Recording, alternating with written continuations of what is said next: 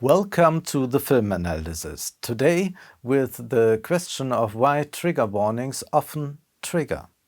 We constantly debate whether trigger warnings are necessary, whether they should be omitted, why they are shown in some films and not in others. An unholy mess, not least because two things need to be separated. One is the trigger warning, the other is the warning against any content that could be hurtful or offensive. But over time, the two have become very much confused. A separation is no longer even possible. First, one should face this phenomenon with composure. It is quite understandable why debates ignite people and why some rage about it.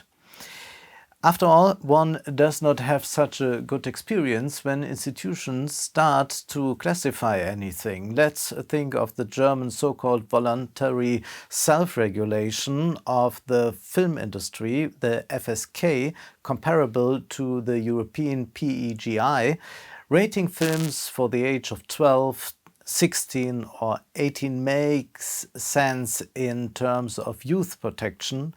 For a long time, however, the FSK acted as a film censorship body that sometimes prevented films from the 1970s from being released in Germany because it was believed that many horror films were not suitable for an adult audience. For example, the Texas Chainsaw Massacre or the zombie movies by George A. Romero, which were banned.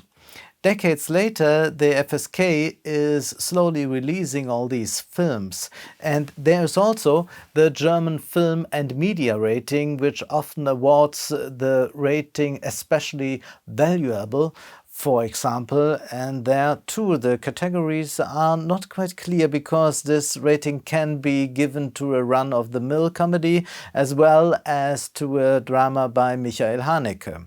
All these evaluators annoy above all with their pseudo-objectivity. When streaming providers, film companies, corporations or other institutions start to fade in something to give a warning, they carry the illusion of an objectivity they fail to guarantee. In other countries, comparable institutions exist, usually dominated not by cineastas but by functionaries. For a while now, there have been warning labels in addition to these predicates and categorizations.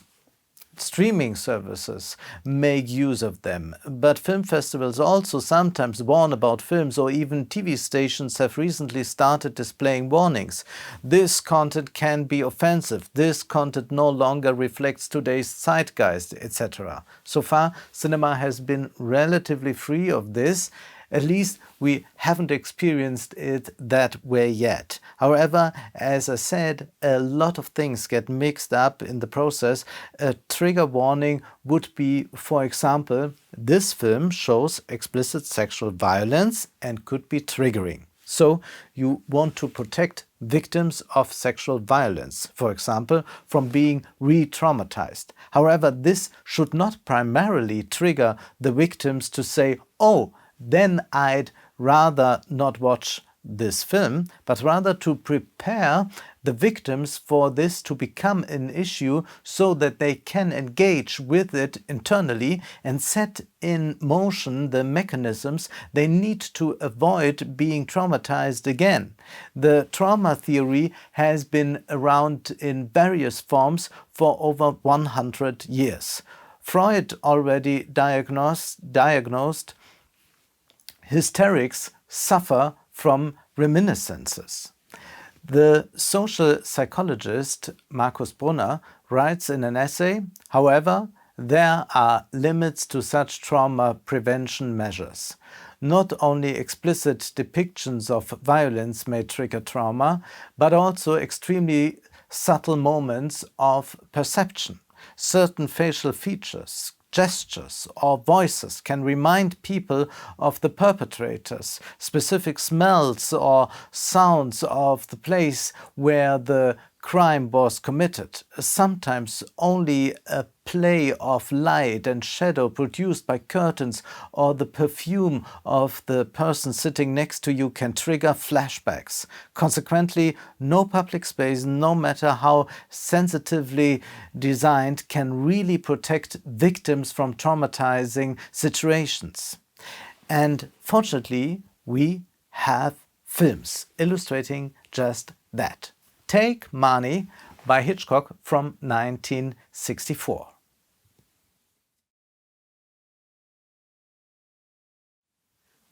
Before considering the film's trigger, one should mention its rape. Hitchcock does not show it in detail, but it is nevertheless abruptly and brutally made clear to us.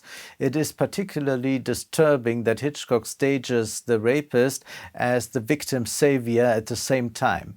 Is this really what the film wants to tell us? A rapist also representing the savior? But we should bypass this aspect at this point. That is not the subject of this analysis. Interestingly, we will look at the scene in a completely different way, as we are dealing here with marital rape. At that time, it was still exempt from punishment, but today, thank God, is no longer exempt from punishment, which means that the crime that is being committed here stands out to us. Whereas perhaps that would not be the case with a 60s audience. But now to the trigger. Marnie, played by Tippi Hedren, is a kleptomaniac with a past she keeps trying to get rid of. But re-traumatization happens all the time. It's a story she was involved in as a little girl. Her mother and a violent man are part of the memory. Marnie now meets Sean Connery. He suspects something in her past and he tries to confront her again and again, for example, to play with such associations. She is supposed to say something in response to certain words, and as soon as he says the word red, Marnie freaks out. And in general, that's exactly what we see in this film. Whenever Marnie is confronted with red, if it stands out particularly drastically, for example, blood on a shirt, the traumatization returns. She is thrown back into her past. Red triggers Marnie. Now, it is hard to warn against films containing the color red, underlining the fact meaningful trigger warnings are difficult. It's not like the strobe light, where you can warn that this is being used and that it can cause epileptic seizures. With other triggers, we are dealing with a lot of ambivalence. To add a bit of anecdote, a good friend of mine once had unspeakable heartbreak when her relationship broke up. She was unable to watch films with German actor Daniel Brühl for quite a long time because he resembled her ex-boyfriend. Things are fine now, and the new man doesn't look like Daniel Brühl either. What also remains unanswered in all this is, do corporations really want to help victims with trigger warnings, or do they mainly want to show off their own sensitivity? The problem is that trigger warnings are increasingly extended. For example, on Disney Plus, you can read, "This program includes negative depictions and/or mistreatment of people or cultures. These stereotypes were wrong then and are wrong now." End of quote. And one wonders, at what point does such a warning appear? And don't all films work with stereotypes in some way? Aren't clichés always used? Who decides whether a cliché becomes too negative and forces a stereotype? In fact, the audience should shape the discourse, with everyone influencing the debate. All these many voices play a role, but here an institution like Disney simply puts it here: warning, problematic content, and that triggers you. We'll look at why that's so triggering in a moment. Film festivals have also started to warn not only against specific forms of violence, but more and more they warn about the film containing violence or dealing with death. Well, almost a warning against life, which, as we all know, unfortunately also ends fatally. And then there's a website like Does the Dog Die? A site collecting triggers of all kinds. For example, the site lists films in which snakes appear, spiders, or fat jokes.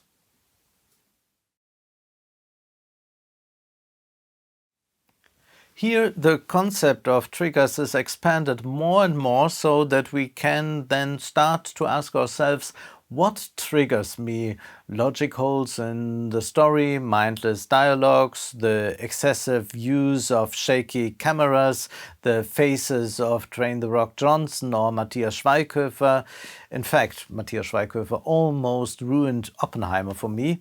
Or when Vin Diesel says, family. All this has reached a point where it becomes inane. But there is also a very fundamental problem with these warnings. Who do you warn? You warn people who can't know, for example, children. But what happens when you treat adults like children? Well, they react with petulance.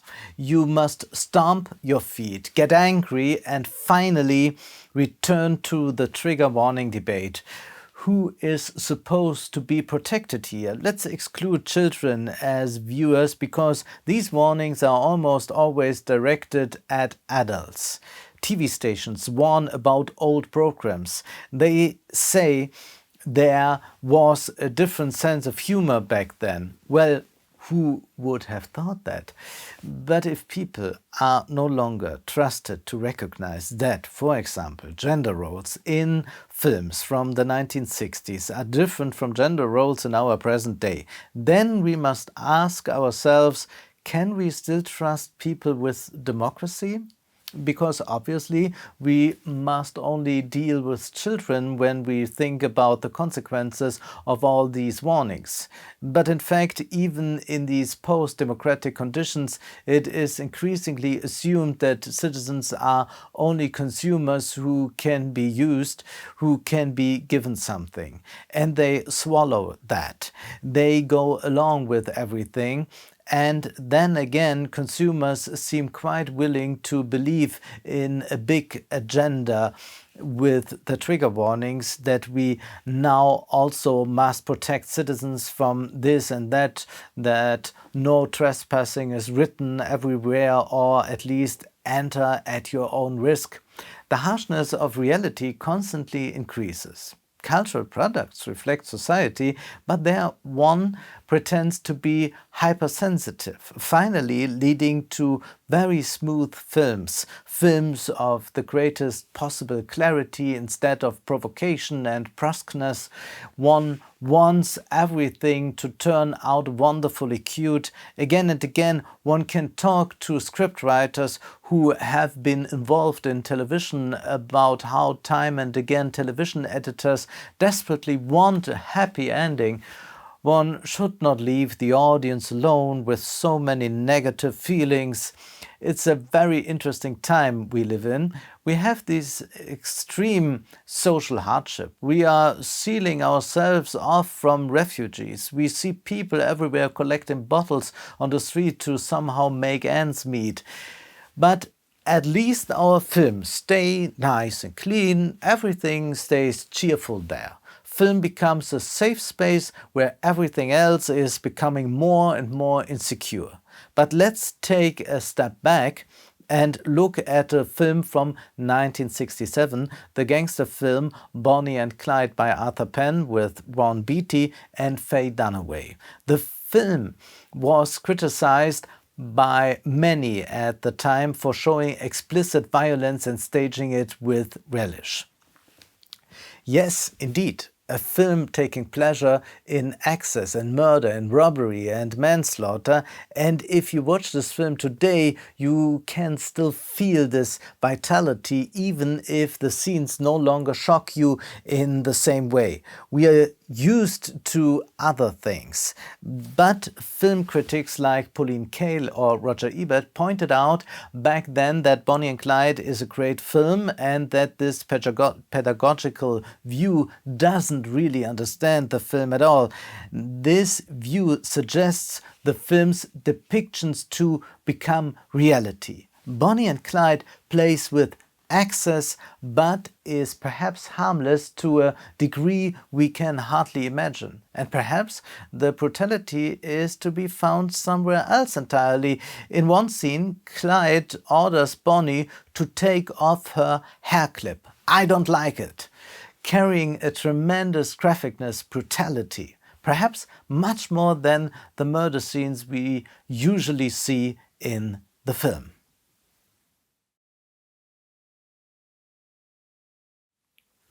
Bonnie and Clyde is a film New Hollywood used to liberate itself from Old Hollywood. New Hollywood comes into being with this film, and this film, which is set outside most of the time, really brings a breath of fresh air to Hollywood, and that is why this excessive display of violence is above all a means of showing that it's not about how people treat people, but rather to show we should embrace something entirely new. The New Hollywood directors thought we now need a cinema tending to the street, that takes place outside, that no longer closes itself off in these big studios making boring monumental films. We can observe these excesses of violence in a completely aesthetic way. And in general, the question arises, when is something particularly brutal and disturbing? When it is very explicit, like the rape scene in Gaspar Noé's Irreversible, which can hardly be surpassed in its graphicness. But perhaps it's even worse when we experience stylization, as Giselle Vienne does in Jerk. It's about abuse, but we don't get to see it. It's just stylized, performed with hand puppets. A more disturbing film than Irreversible. And what are they supposed to warn us about? One warns against sexism, anti-Semitism, homophobia. Should religious people also be warned against certain contents at some point? That is also demanded from time to time, but conservatives then feel triggered by homosexual depictions, or right-wingers can feel triggered by left-wing ideas or feminist women. It all gets out of hand, resulting in a new culture of censorship. And it's also more and more a question of not preparing people for content, but time and again you hear, especially with reports that are shown on the internet, the following report contains this and that. If you don't feel like it, then don't do it. But you must confront certain things and deal with them to understand society and perhaps also to overcome prevailing conditions. There can't really be a safe space in fiction because it doesn't exist in our world either. And the fictional treatment is still more pleasant than encountering violence in the real world. One can certainly object that we are dealing with a civilizing process. We have become more sensitive. But is that really the case if we immunize ourselves from violence here in this way, by not confronting it at all, by not facing it at all? Perhaps we are not experiencing a sensitization, but in fact we are rather experiencing that we want to get rid of it. And this blocking out is again not a form of sensitization. Now, many people react so indignantly to trigger warnings because they experience films as politicized through these trigger warnings, while supposing films to be apolitical. That's nonsense, of course. Rather, these people won't be children again, a thoroughly childish attitude. That this triggers a certain politicization of the film could be something positive, but only if a debate were to open as a result one that is out to really interpret and analyze.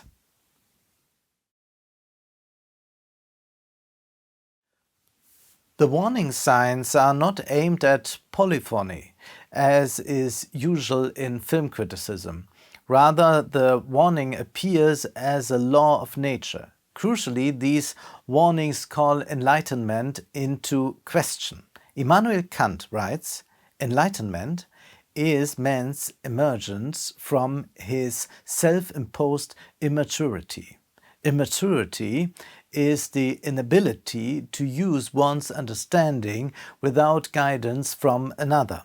This immaturity is self-imposed when its cause lies not in lack of understanding, but in lack of resolve and courage to use it without guidance from another. End of quote. But no enlightenment can be achieved with warnings. This paternalistic gesture disenfranchises the viewer and no longer trusts him or her to see, for example, that racist stereotypes are being used. Instead, it is already put to the viewer. He is told this what the film contains, and now, if you want, you can still watch the film. And that's exactly why so many feel triggered by trigger warnings, and rightly so. They are declared immature. We tell you what to think about the film, also applying to intellectuals and journalists. It's not just the film studios and streaming providers who are fans of such warnings. Why do they all love this paternalism? Theodor W. Adorno once said, "It seems to me that most people's identifications with the superego, which they carry out and from which they then cannot get away, are always at the same time unsuccessful. That countless people, for example, internalize the oppressive, brutal and overwhelming father, but without being able to make this identification precisely because the resistance to it is too strong, and precisely because they fail to identify with them, because there are countless adults who only play the adults they have never quite become. They may even have to exaggerate their identification with such role models, throw themselves into the breach, talk in an adult voice, just to make themselves and others believe in the role they themselves have failed to play." I believe that this very mechanism of immaturity can also be found among certain intellectuals. End of quote.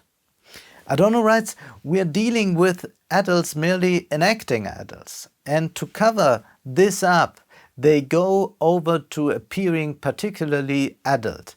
And isn't that exactly the gesture of those who demand trigger warnings and warning labels?